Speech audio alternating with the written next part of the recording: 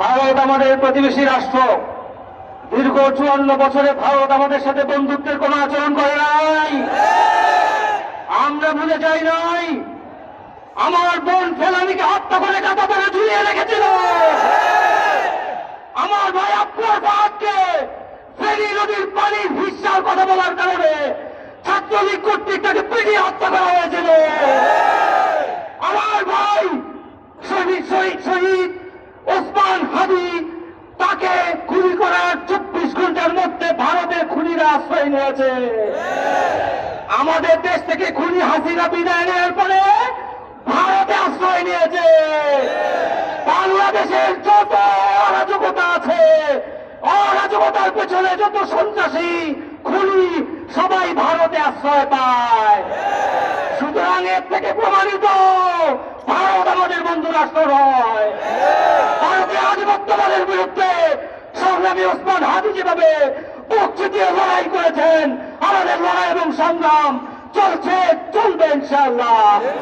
এক চুল ছাড় দেওয়া হবে না।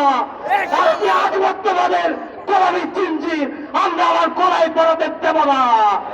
24-এ রক্ত দিয়েছি, নতুন করে স্বাধীনতা এনেছে, আমাদের এই স্বাধীনতা হারাতে দেব না ইনশাআল্লাহ। প্রয়োজনে জীবন দিব, প্রয়োজনে হাতি হব, রক্ত দিব, গুলি খাবো, তবু আমাদের আধিপত্যবাদীদের গোলামি চিনচির আমরা আর আমাদের বুকে পড়াতে দেব না ইনশাআল্লাহ। আগামী দিনের রাজপথের সংগ্রামী পথ চলায় সকলকে সংগ্রামী কণ্ঠ কাকীর্ণ এই পথ চলায়, সংগ্রামী পথ চলায় উদাত্ত আহ্বান জানাই।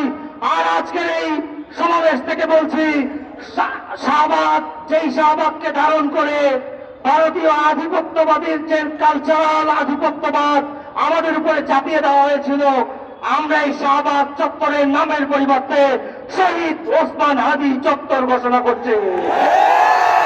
ইনকিলাব, ইনকিলাব, জিন্দাবাদ, জিন্দাবাদ, ইনকিলাব, ইনকিলাব, দিল্লি না ঢাকা, দিল্লি না ঢাকা, গোলামি না আজাদি, গোলামি না আজাদি, গোলামি না আজাদি। তাকবীর।